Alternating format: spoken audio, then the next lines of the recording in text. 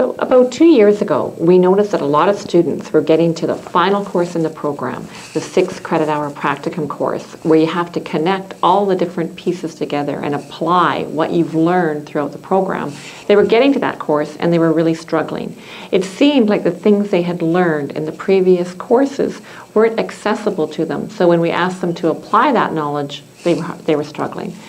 And what was happening was students were treating each course as a terminal course. So it might be, I took total compensation. Whew, that is a tough course. Glad I'm done that. Did it successfully. Sell my textbook and move on. And what was happening was they weren't taking with them all the knowledge, the skills, and the tools that they'd gained in that course on to the next course and ultimately to the practicum and their HR careers. So we asked ourselves 2 questions. First off, how do we help students package up the skills and the tools that they acquire in each course, package that up and take it with them so it is accessible to them when they get to practicum, but also, just as important, it's accessible to them when they're working as an HR professional. And the second question, maybe the more important question, is how do we make that learning stick? How do we make the knowledge that they develop in each course stay with them so they have an opportunity to use it and apply it when the need arises. And there was a quote that really influenced our thinking on this, and the quote is, "You don't learn from your experience, you learn from thinking about your experience."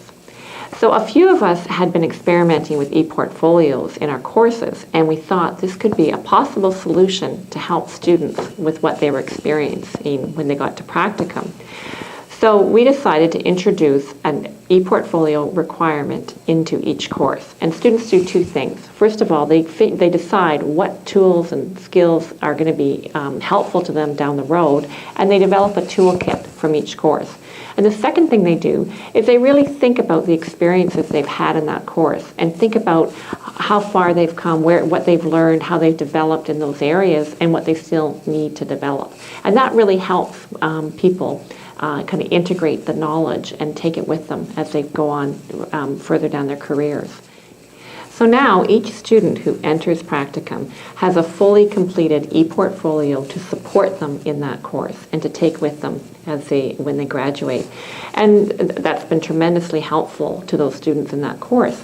We've been noticing other benefits to the ePortfolio as well. First off, in terms of landing your first HR job, a number of students have reported back that their ePortfolio has been instrumental in helping them get that first job. So there's 2 candidates to choose from, and you can show an employer some actual work that you've done and the learning that you've done.